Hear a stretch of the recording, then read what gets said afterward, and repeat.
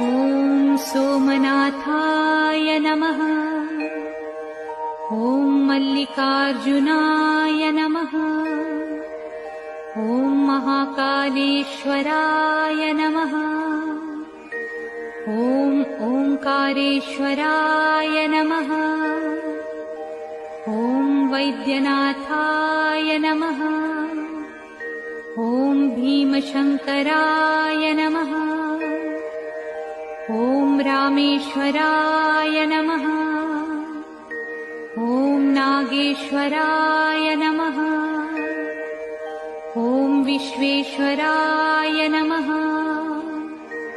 ॐ त्र्यंबकेश्वराय नमः। ॐ केदारेश्वराय नमः। ॐ भुस्मेश्वराय नमः।